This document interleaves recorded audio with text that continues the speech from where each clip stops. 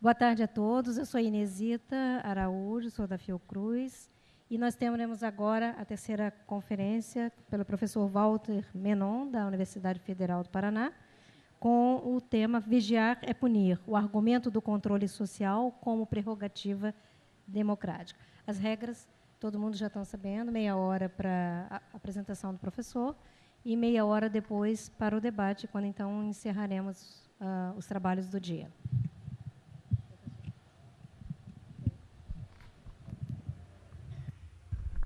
Alô? Alô? Bom, primeiramente queria agradecer ao convite do professor Fausto para poder fazer essa... Bom, primeiro de aceitar a minha proposta do pentálogo, né, de tema do pentálogo, e depois a possibilidade de estar aqui hoje apresentando esse texto, né, que eu desenvolvi em função justamente desse encontro aqui. Bom, minha área de atuação não é necessariamente essa, né, mas eu trabalho sobre essa questão da tecnologia das imagens e, bom, acabei me interessando por esse tema da vigilância, né, no penúltimo pentálogo, que era o momento em que estava começando a ver aquelas manifestações no Brasil, né, os movimentos sociais tomando conta das redes e tal. E eu achei que era... E também os escândalos, né, de informação secreta, né, que eram divulgadas publicamente nas redes, Wikileaks e outros instrumentos, né, que eram utilizados para veicular então informações supostamente centrais, né, estratégicas de governos, de companhias, etc. Mas durante o período assim, de que se passou desse encontro por aqui, eu fui ficando um pouco menos otimista sobre a minha proposta, assim, sobre a minha visão, porque, enfim, mas ao mesmo tempo, assim, vou tentar mostrar para vocês, no meu texto aqui, eu tento recuperar ainda essa ideia, dessa possibilidade de uma resistência, assim, ou de uma mobilização social, mesmo que, bom, como o Paulo falou, né, nós estejamos sob essa nova ordem liberal, do Estado neoliberal, né, num Estado influenciado, né, pela economia neoliberal, que é um Estado que justamente é o inverso, a proposta inversa do Estado-providência, né, que vai justamente, como ele muito bem falou, né, delegar as responsabilidades, muitas responsabilidades por exemplo, vigiar, né, ao indivíduo social, né? Entre os indivíduos sociais ao Estado ainda, né? Mas o Estado ele é uma entidade só dentro desse processo, né? Então, a minha hipótese central assim é de que não haveria uma contradição entre essas instâncias esses dispositivos de vigilância, né?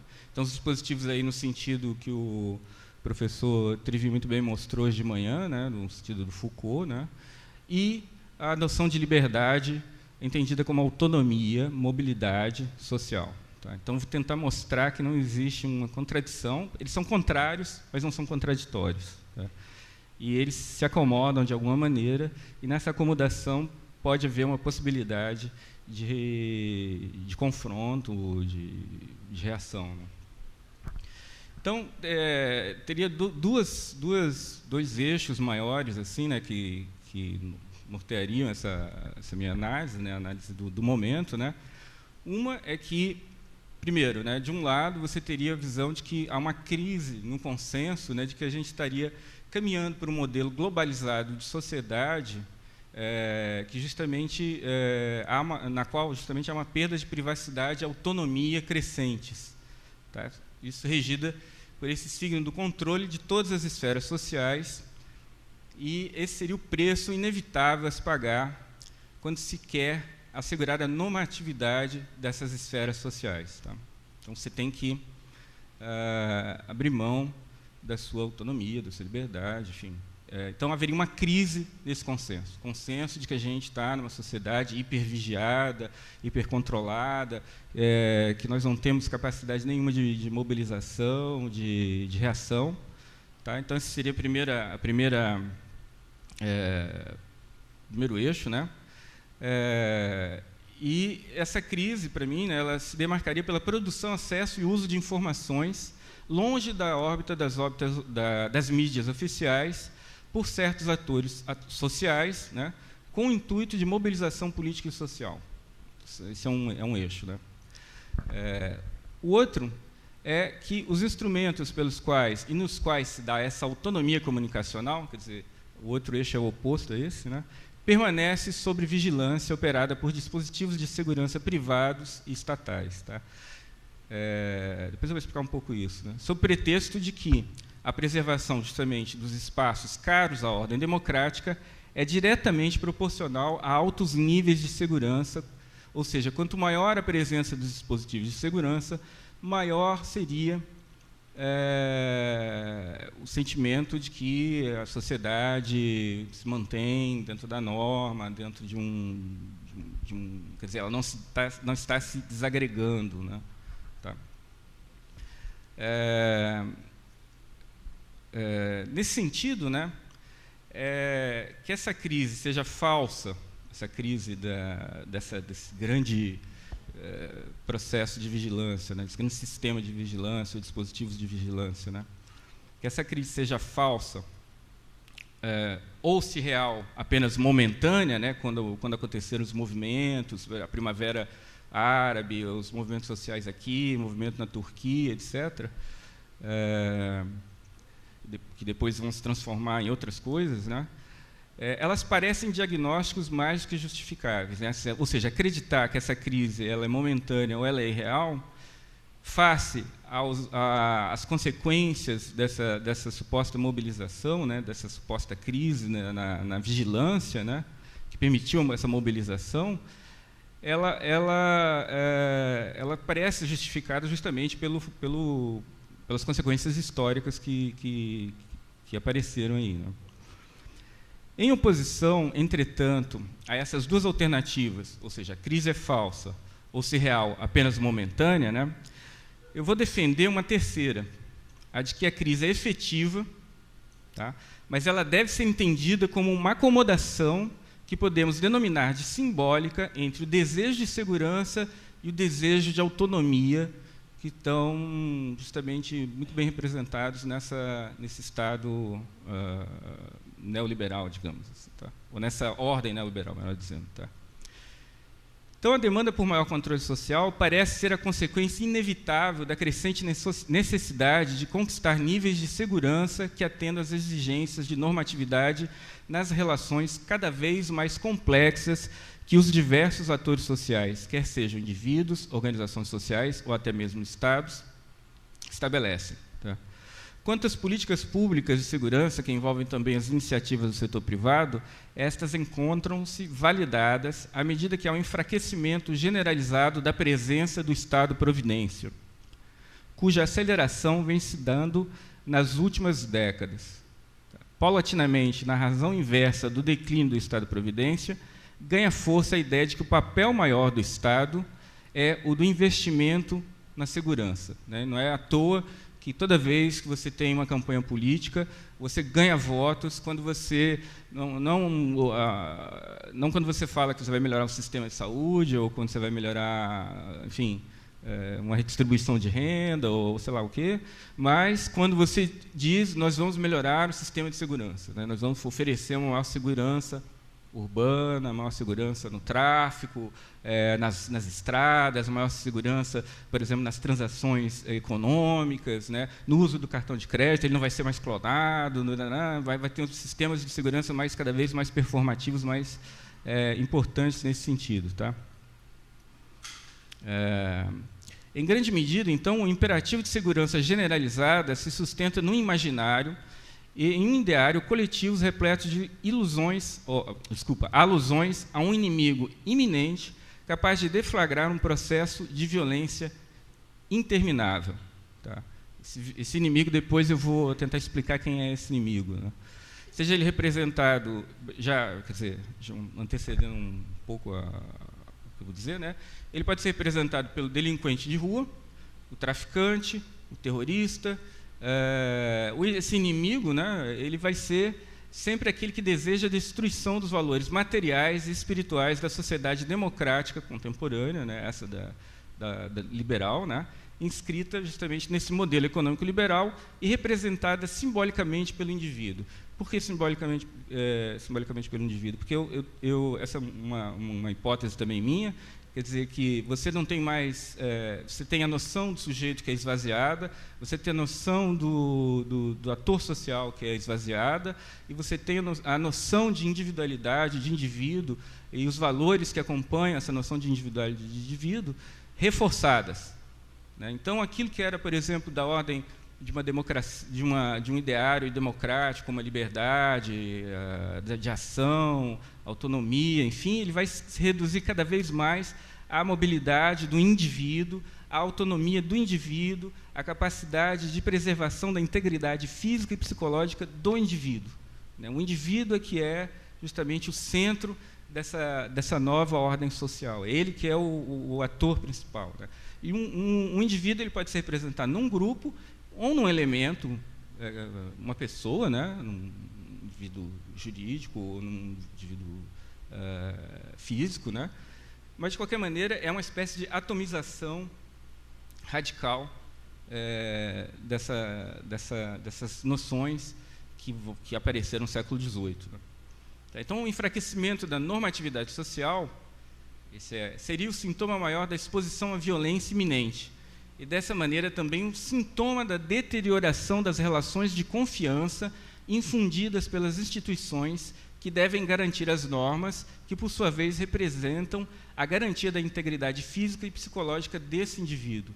Ou seja, entra a questão do medo, né, como o Paulo também colocou, né, que é fundamental para entender esse desejo de segurança.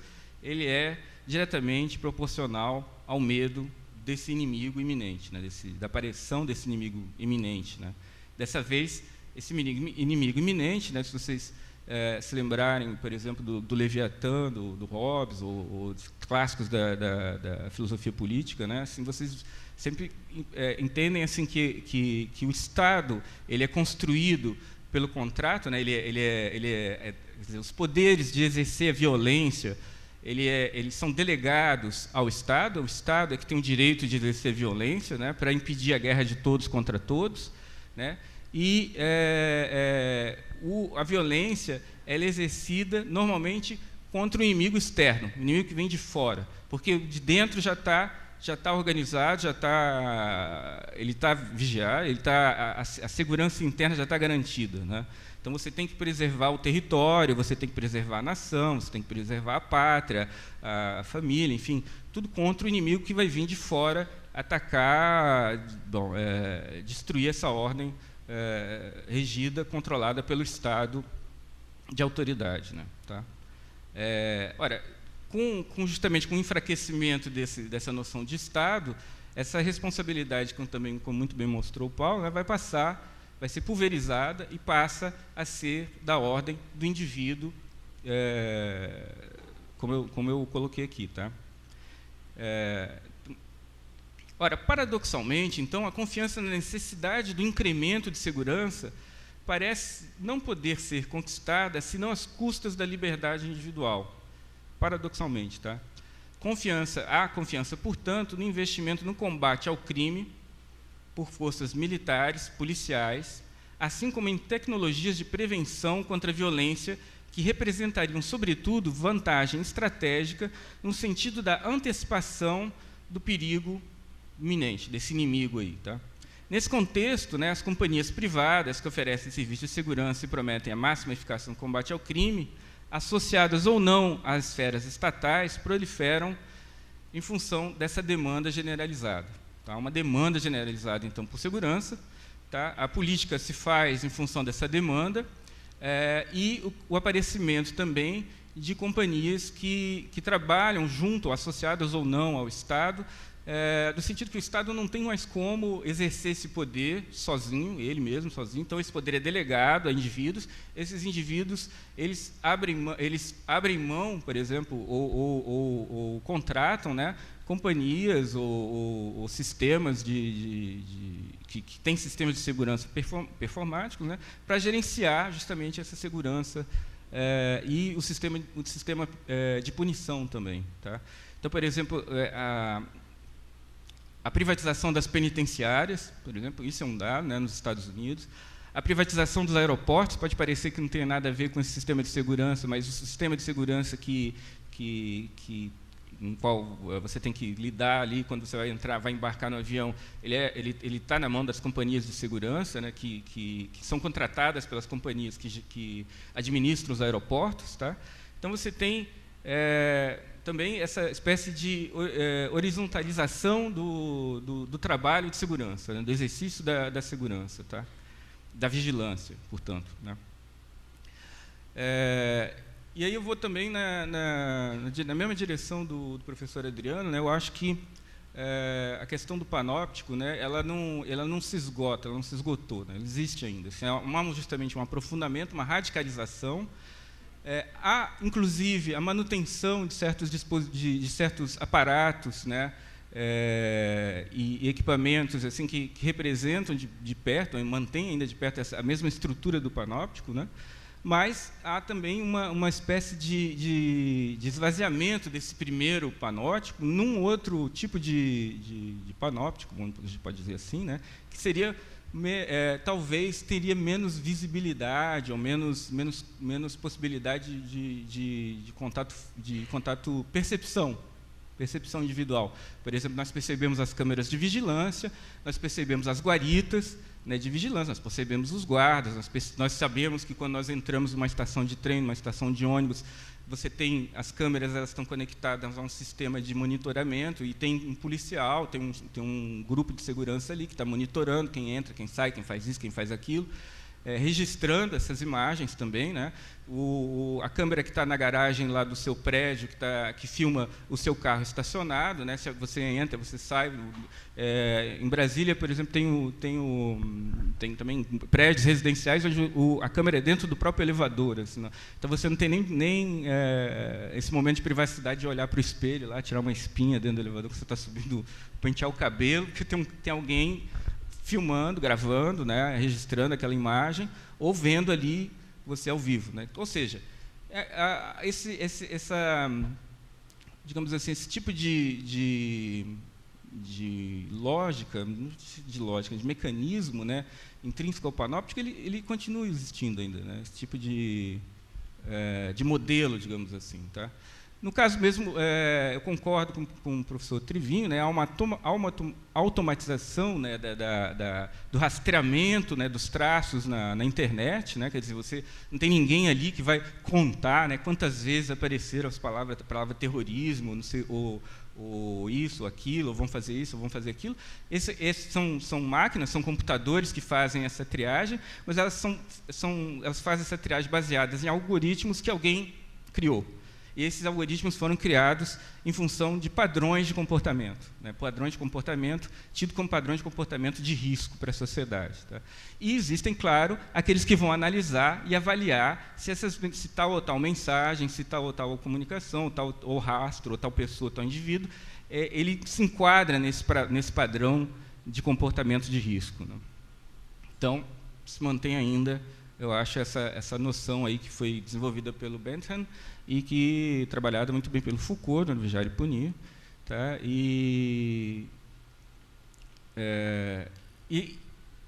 Bom,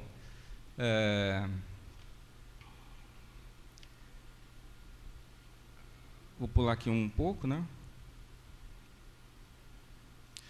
Então, os espaços sob vigilância, né, esses espaços públicos, os espaços privados, né, eles não são aqueles onde a liberdade não se dá, a autonomia não se dá, ao contrário. Tá? Os espaços sob vigilância são a garantia de que você pode exercer a sua autonomia, a sua liberdade, você pode ter a sua privacidade, digamos assim, a sua integridade física garantida, né, e a sua mobilidade. né? Seja física, seja no sentido intelectual, no sentido existencial, garantidas também, né? Por esse sistema de segurança aí, tá? Então, o espaço sob vigilância, né, os espaços sob vigilância são aqueles nos quais a mobilidade individual, mas isso tudo no nível do indivíduo, tá? A mobilidade individual encarna-se simbolicamente no jogo de experiências e ações determinadas pela realização do desejo de cada um, como realização do desejo que se pauta pela intenção normativa do grupo ou da sociedade. Nesses espaços, por mais diferenciadas que sejam em suas expressões individuais, tais ações são entendidas e validadas pelo que possuem de comum, ou seja, pelo imperativo social de liberdade que as regem. As ações, à medida que representam os valores da sociedade democrática liberal, além de terem o direito à sua realização garantido, também devem ser necessariamente estimuladas. São garantidos, inclusive, pelo sistema de vigilância. Tá? É nesse sentido que tais espaços aparecem como lugar natural do exercício da liberdade.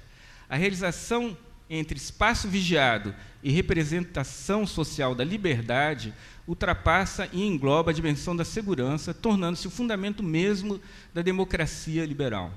Quanto maior é o controle sobre os espaços, paradoxalmente maior é a possibilidade de perceber-se as experiências e as ações individuais segundo a ótica de um ganho de gradiente de autonomia. E quanto mais concreto for o sentimento compartilhado do aumento efetivo desse gradiente, quanto maior, né, esse sentimento, menor será a possibilidade de se questionar o imperativo social de segurança. O controle torna-se, sob o capitalismo mundializado, capitalismo liberal mundializado, reivindicação de cada indivíduo, na defesa de seu espaço de autonomia. Se, por um lado, os dispositivos de controle responsáveis pela garantia dos espaços de liberdade pertencem a uma esfera de poder, em grande parte inacessível à sociedade, as grandes companhias, o Estado, enfim. Por outro lado, em certas instâncias sociais, como as que se dedicam a preservar os direitos do consumidor, por exemplo, ou mesmo uma concepção vaga de cidadania, vigiar o outro e a si mesmo, sejam indivíduos ou instituições, não é uma menor exigência da autonomia individual. Aí entra naquele capítulo do todo mundo vigia a si mesmo e vigia o outro. Tá? Ao Estado de Direito, cabe apenas afirmar e defender essa vontade de vigilância na forma de obrigações jurídicas, sejam elas do próprio Estado ou não. Nesse sentido, todos temos direito a obter informação e o dever de fornecer informação sobre qualquer ocorrência ou comportamento que implique risco ou ameaça aos espaços de liberdade, entendido como autonomia do indivíduo. O direito à informação sobre os produtos de consumo nas suas embalagens, sobre horários e funcionamento de vários serviços públicos ou privados, espaços de consumo e circulação e assim por diante, pode ser traduzido como direito à informação sobre níveis de segurança. Ou seja, eu confio, essas informações elas são fiáveis porque elas passam por um sistema de segurança. Elas são controladas. Né? Tá? E elas são essenciais para a minha liberdade, para a minha autonomia de escolha, minha decisão. Qual produto que eu vou comprar, qual alimento que eu vou comer, onde eu vou, que lugar eu vou frequentar, com quem eu vou falar, se eu posso ir a tal bairro ou não. Tá? O dever de qualquer cidadão de informar sobre bagagens ou pacotes abandonados em espaços públicos ou sobre o comportamento suspeito de determinados grupos ou indivíduos é o reverso da mesma moeda. Tá? A necessidade de segurança, então, ela vai se estender até o âmbito da intimidade, no qual a vigilância e o controle do próprio corpo, sobre o pretexto de preservar a sua integridade, nada mais é que a consequência evidente das informações colhidas sobre o nível de segurança de certos produtos, serviços e lugares públicos. Tá? Justifica-se, nesse sentido, os dispositivos de controle providos de tecnologia que permite, de maneira cada vez mais invasiva, o acesso a informações de dados de consumo capturados na internet, de celulares, etc. Tá? Que vão ser traduzidos, né, em termos de comportamento social. Saber quais os lugares frequentados, com qual constância, quais os produtos consumidos, em quais locais, como lojas, associações religiosas ou outras, tem como fim determinar um padrão comportamental desviante. devido à sua pretendida eficácia em detectar e neutralizar tais comportamentos, essa tecnologia de busca e registro dos traços nas mídias, eu estou falando já dessa tecnologia de rastreamento, né, somada às câmeras de vigilância de rua, de prédios residenciais ou de escritórios, inscreve-se na representação simbólica do corpo de cada indivíduo social, como imprescindível à sua integridade. Ou seja, eu só sobrevivo porque eu estou sendo vigiado, né? Ou as coisas, as pessoas estão à minha volta estão sendo vigiadas, né? Parece claro aqui que o desejo de segurança se transforma em sujeição desejada, pelo menos pelo indivíduo idealizado, aos dispositivos de segurança, e que esse desejo implica ser a identificação das ameaças aos espaços de autonomia, algo da ordem da produção simbólica. Identificar o inimigo significa, em última instância, embora de maneira não intencional, pode ser, mas normalmente não é, engendrá-lo como uma exageração das características do indivíduo idealizado. Por exemplo, uma das características é a sua autonomia, a tal ponto que essas tornam-se monstruosas, questão da transformação do sujeito, do indivíduo, em monstro, né? Então, identificar o inimigo, né, identificar o inimigo nesses dispositivos de vigilância, né, e pelos indivíduos também, né, que se utilizam das informações, significa engendrá-lo, criar esse inimigo, né, como uma exageração das características do próprio indivíduo idealizado. Por exemplo, como um indivíduo autônomo, como um indivíduo livre, capaz de circulação, etc. Né, numa exageração que o torna monstruoso, né? Então, esse indivíduo idealizado, ele se torna monstruoso, tá? Esse monstro social, ele é determinado pelo descontrole. Ao chocar-se contra o princípio de governamentalidade da autoridade estabelecida, seja ela qual for, tá? Esse indivíduo, esse descontrole, né, proporciona um amálgama de sua matriz simbólica, a do inimigo prototípico, àquela outra da massa ameaçadora que data do princípio da era industrial. De certo modo, a origem imaginária desse inimigo está na massa desgovernada, reduzida na era pós-industrial a determinados grupos nos quais ela se encontra latente, como é o caso dos jovens de periferia pobre, os desempregados ou certas minorias sociais ou étnicas. Assim, se por um lado, de fato, cada indivíduo componente do espaço democrático está submetido a dispositivos de vigilância, por outro, nem todos se veem como seu objeto, sobretudo aqueles cuja necessidade de segurança comanda seu desejo de submissão a tais dispositivos. E aí eu dou o exemplo do controle nos aeroportos, tá? Se desejo e aceito passar por todo o ritual de controle para embarcar num avião, é porque, de alguma maneira, não me vejo como objeto desse controle, que é sempre, para mim, dirigido a um outro, materializado no inimigo prototípico. A partir da imagem ideal da minha individualidade preservada, é que posso me desidentificar do objeto de vigilância e, ao mesmo tempo, identificá-lo, por exemplo, ao terrorista. Tal desidentificação só é possível porque, justamente, do meu ponto de vista, do ponto de vista do indivíduo, eu não compartilho com o terrorista nenhuma das suas características monstruosas, nem mesmo as físicas, devidamente repertoriadas no imaginário coletivo, tá? Eu vou passar para a conclusão, que não tem mais tempo, né? Bom, eu concluo, né, assim, eu gostaria de concluir, né, dizendo assim, que, na verdade, assim, nesse campo da apropriação das informações, né, é que reside a possibilidade de resistência a esse tipo de atomização do sujeito, né, que exige, que deseja esse sistema de segurança como fundamental para a sua autonomia e a sua liberdade, tá?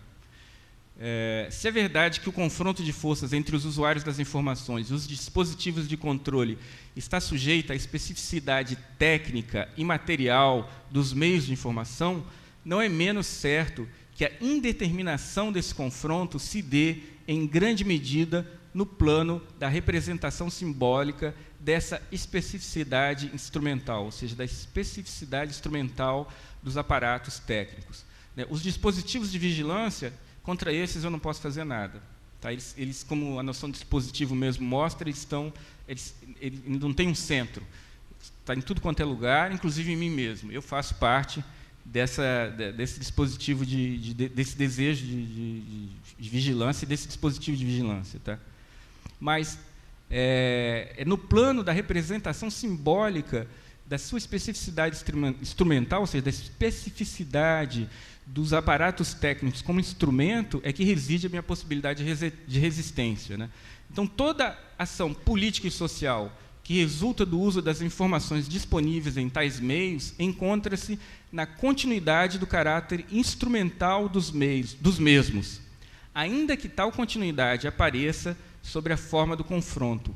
Um instrumento simboliza, portanto, sua disponibilidade, ou seja, sua possibilidade de utilização, que acena para outras possibilidades. Ele pode ser transformado e orientado de acordo com as intenções do usuário e sua capacidade de conhecer seu funcionamento e dominá-lo. E aí eu tento dar uma resposta, assim, que vai mais ou menos na linha, assim, quer dizer, de você, digamos, de uma certa educação que se faz necessário ao se lidar com esses dispositivos, né?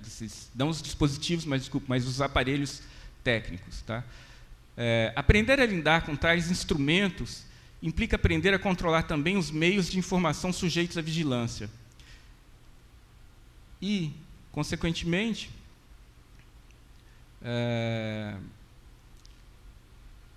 podemos nos perguntar se essas tecnologias estariam redesenhando o modo como ocorrem as relações de comunicação, conformando, portanto, novas formas de mobilização, propaganda e ação política. Tá? Nem sempre essa mobilização e ação política, como a gente vê, né, ouviu no caso da Primavera Árabe e outros movimentos sociais, elas vão necessariamente, digamos assim, no sentido de uma transformação positiva da sociedade. Tá? Elas vão produzir também mentalidades fascistas, ou dar vazão, dar visibilidade a essas mentalidades fascistas, a seitas, a sentimento sectário. Né? No entanto, eu acredito justamente, né, que a possibilidade de vigiar a vigilância segue um ideário de liberdade propagado pelas democracias contemporâneas. Ele entra em confronto, mas ele não é contraditório a elas, tá? E ela é consubstancial ao princípio de responsabilidade que constitui a individualidade ideal. E, em grande medida, ela encontra-se possibilitada pela estrutura das novas tecnologias de comunicação. Assim, da mesma maneira que o princípio de responsabilidade autônoma determina nosso comportamento de controle e vigilância sobre o nosso ambiente e sobre o que consumimos, ele também, pela lógica do custo e benefício que lhe é inerente, aponta para o fato de que devemos e podemos vigiar e controlar os aparatos técnicos que servem aos dispositivos de controle. Tá? Ou seja, nós podemos nos apropriar, nós podemos vigiar, nós podemos exercer um certo controle e resistir a esses objetos, esses aparatos técnicos, aparatos tecnológicos, seguindo a mesma lógica que nos diz que nós temos a responsabilidade de vigiar, por exemplo, o alimento que consumimos, que temos a responsabilidade de identificar, detectar qual é o comportamento perigoso, o comportamento que desvia, né, das normas sociais e comunicá-lo, né, para que eles possam ser punidos. Então, seguindo essa mesma lógica, essa tentativa que eu tenho, né, seguindo essa mesma lógica, esse princípio de responsabilidade autônoma, né, da liberdade do indivíduo, né, que determina nosso comportamento de controle e vigilância sobre o nosso ambiente, é que nós podemos tentar reverter essa ordem. Né? Ou seja, se o princípio de responsabilidade é essa da lógica do custo e benefício, né, essa que nos é imposta, quer dizer, que nós acabamos por desejar de alguma maneira, né, ou aceitar de alguma maneira,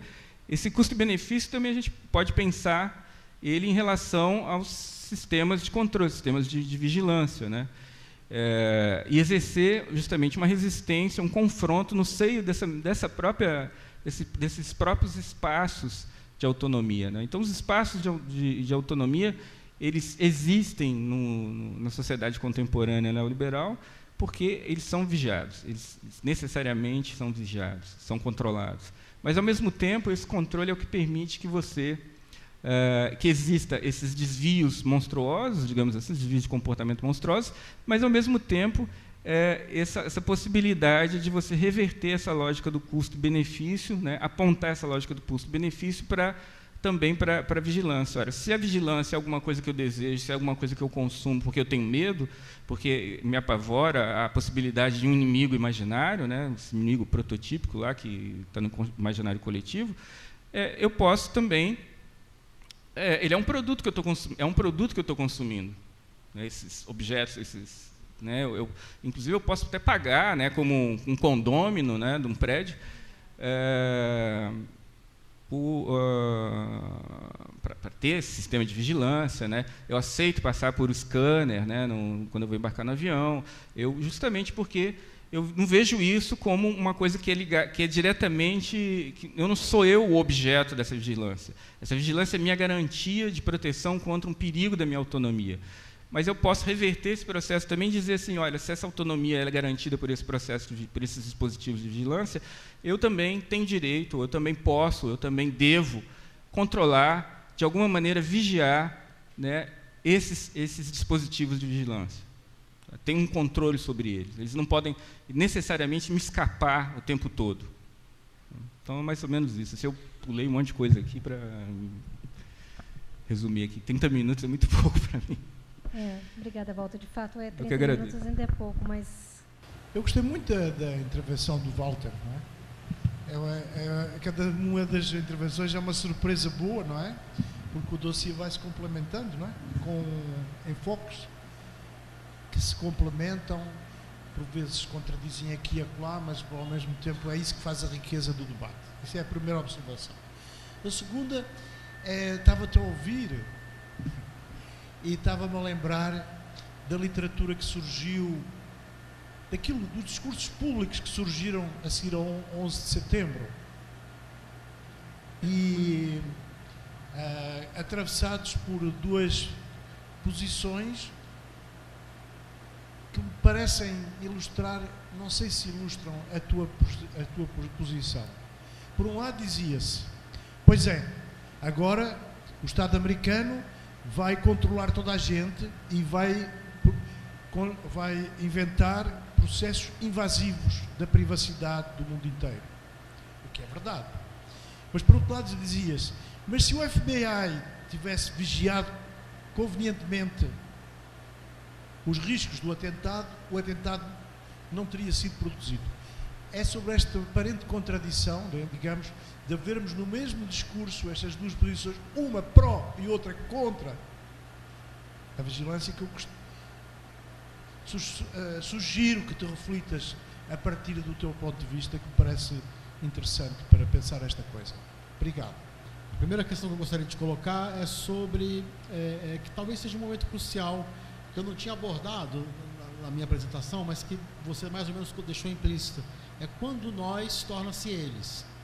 Vale dizer, eu estou o tempo todo supondo que a vigilância é só para eles, para aquele inimigo e não para nós, mas em algum momento se revela para o indivíduo que na verdade você pode se tornar um eles. E aí, qual seria esse lugar no questionamento?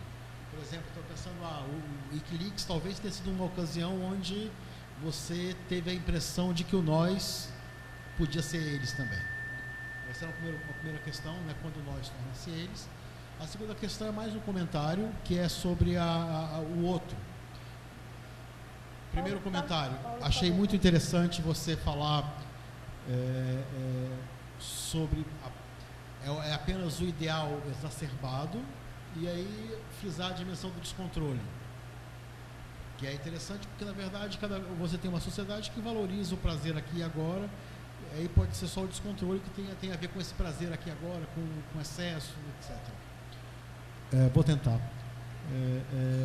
Mas eu fiquei pensando se não seria o caso também, na construção do monstruoso, marcar duas características que o diferenciariam do anormal. A primeira seria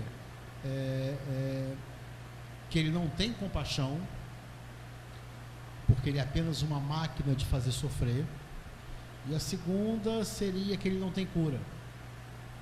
Essas seriam duas características. Eu estou dizendo isso, obviamente, porque você consegue, por exemplo, se você estuda as transformações no conceito de transtorno de personalidade antissocial, você vai ver que, ou então em teoria sobre o crime, sobre o que é o criminoso, você mais ou menos vai ver que cada vez mais se frisa tanto a dimensão da ausência de compaixão, além do descontrole, quanto a impossibilidade de curar.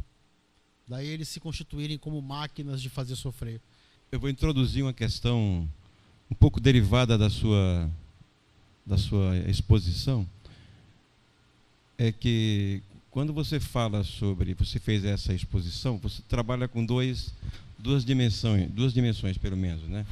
Que é a dimensão do dispositivo de vigilância e o lugar do vigiado, digamos, grosso modo.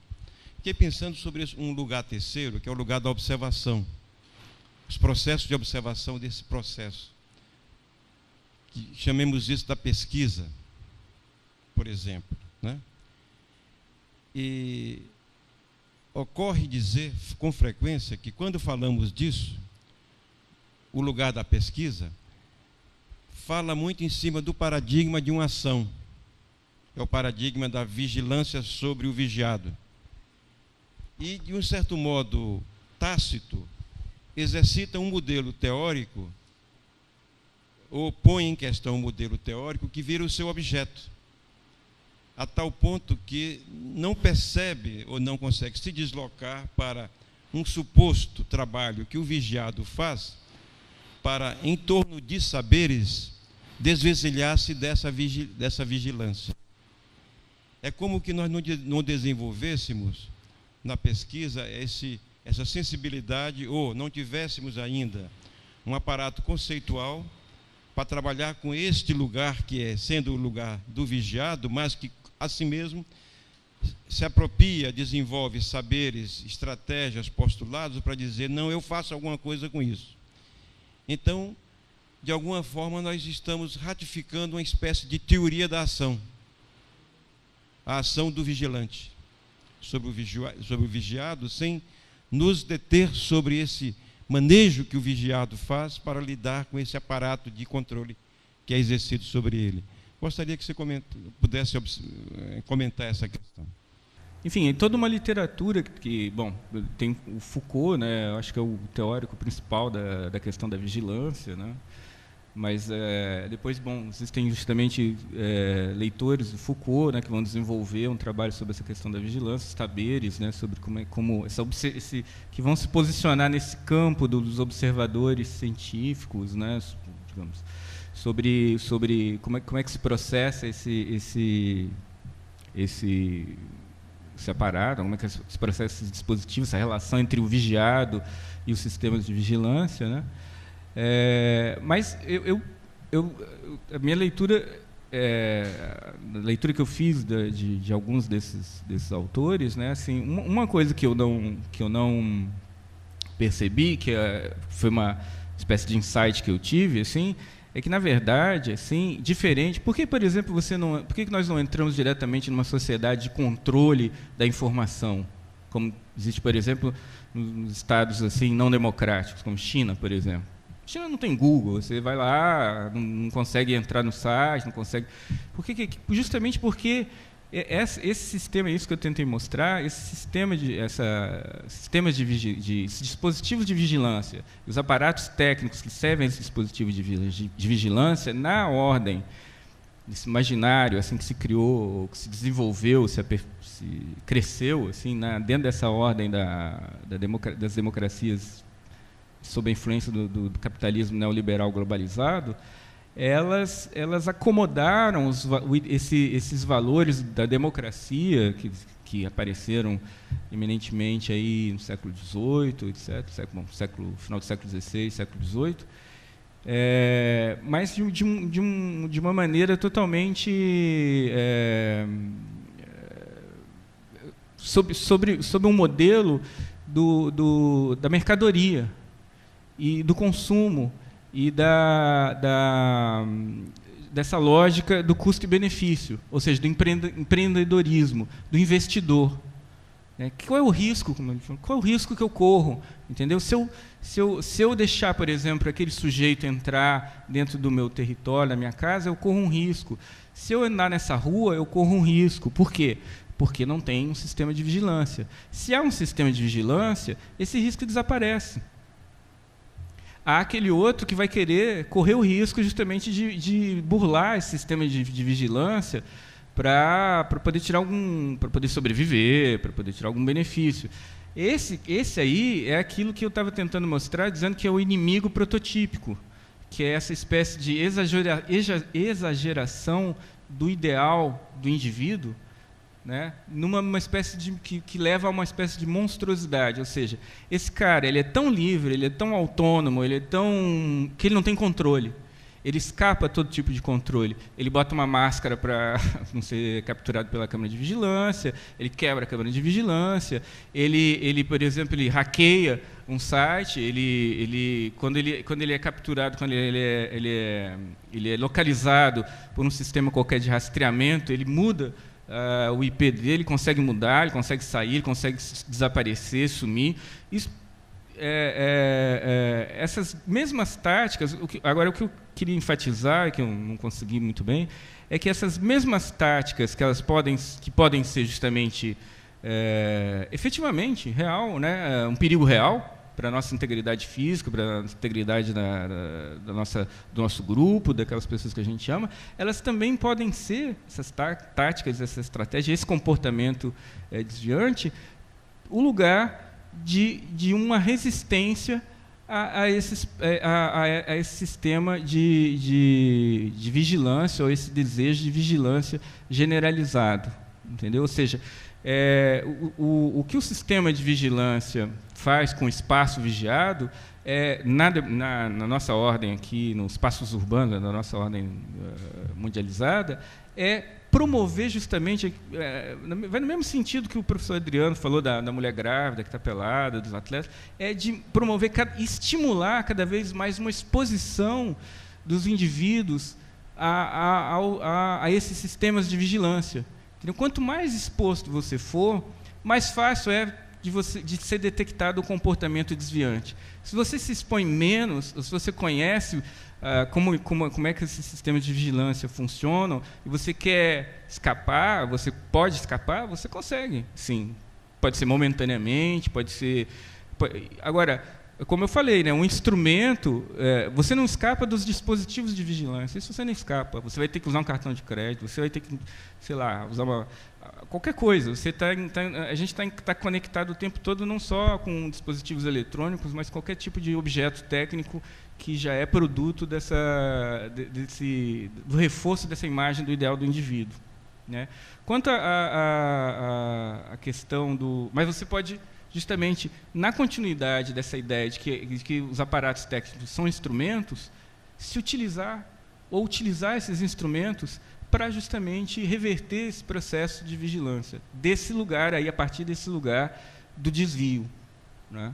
Então, sei lá, porque o desvio também, o tempo todo você vê na mídia dizendo assim, olha, a passeata acabou se tornando violenta, as pessoas começaram a quebrar tudo, isso e aquilo, mas muitas dessas manifestações, a maior parte que ocorreram no Brasil, naquele momento, pelo menos, assim, né, elas depois, claro, degenerou, mas assim...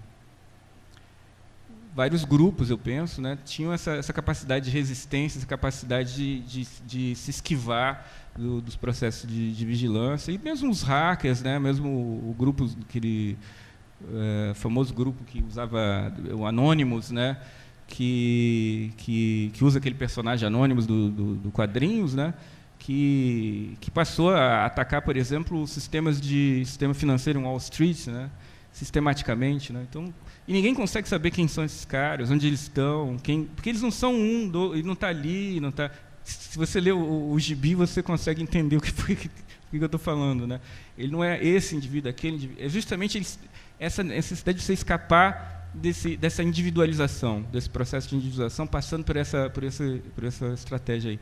Quanto à questão de você, por exemplo, se dar conta de que você não se dá conta de que você está sendo vigiado, ou você não e aí existe bom, eu acho assim que a gente sempre está consciente e desejante justamente por causa da questão da segurança. Justamente a gente chegou num tipo de complexidade social que o perigo é iminente. Esse inimigo, ainda que prototípico, ainda que imaginário, ainda que refletido numa espécie de simbólico, né, de personagem simbólico, que é o terrorista. E como é que é o terrorista?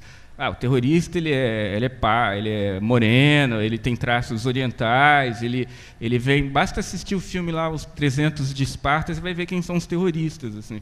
300 de Esparta, o exército persa é todo formado de asiáticos, africanos do subsaariano, a gente da África do Norte, árabes, né, etc., que tentam invadir a civilização ocidental representada por Esparta. Né? É uma peça de propaganda assim, incrível. Mas então, assim, eu não sou esse cara, entendeu? Assim, quando eu vou passar pelo detector lá vou passar pelo scanner, todo aquele ritual lá de você tem que tirar o cinto, tirar o sapato, tirar não sei o quê. Você se cansa, você vai e tudo, mas você diz, bom, se não tivesse isso, ia entrar um cara aqui e eu colocar uma bomba. Esse cara nunca sou eu. É o outro, é aquele que pode ser aquele cara que está passando lá na outra esteira, lá no outro lado, lá no outro scanner, assim, que é mais moreninho, que é mais esquisitinho, que usa brinco, sei lá o quê, que é um pouco estranho. Esse cara é perigoso, assim, entendeu? Eu identifico ele, assim, sabe? Mas ele não sou eu, ele nunca sou eu, entendeu? Então sempre assim é para o meu benefício, para a minha proteção. Bom, infelizmente assim, quem gere os dispositivos de segurança não sabem quem sou eu, indivíduo, pessoa, né? Mas imagina, por exemplo, um ator famoso, celebridade, um político famoso, assim, ele se sente muito mais seguro, muito mais necessitado, muito mais desejoso desses aparatos de segurança, porque a individualidade dele é muito mais exposta, a imagem dele enquanto indivíduo, empreendedor dentro da sociedade, importante, símbolo de autonomia, de liberdade, sei lá o quê, ele é presente e ele tem que defender aquilo ali, entendeu? Então, ele nunca vai se confundir com objeto de vigilância, né? E justamente por isso assim é que é possível habitar no mesmo indivíduo essa contradição. Quer dizer, ele diz assim, bom, ainda bem que eu consigo colocar, por exemplo, um sistema de alarme dentro da minha casa. Provavelmente toda grande cidade no Brasil é assim. Curitiba, há um momento, eu moro em Curitiba, quando eu mudei para Curitiba, não havia tanto sistema de segurança assim nas casas residenciais, mas hoje em dia você passa na rua, você vê arame farpado, em cima tem um muro alto, né, de 4 metros, 6 metros de altura, depois o arame farpado, e esse arame farpado eletrificado, sistema de câmera, ou seja, o cara ele está lá dentro da fortaleza dele, ele acha que ele não é refém daquele sistema de vigilância, porque justamente assim ele não identifica o inimigo, o perigo com o problema social, o problema do desaparecimento do Estado social. Mas ele identifica o inimigo como aquele cara ali da rua que vai pular o muro, como o desempregado, como o traficante, como o drogadito da rua lá que vai tentar pular e roubar alguma coisa. É isso que ele faz, entendeu? Ele vai nesse imaginário e ele se protege desse inimigo imaginário, né? Ele não entende que o perigo é outro, né?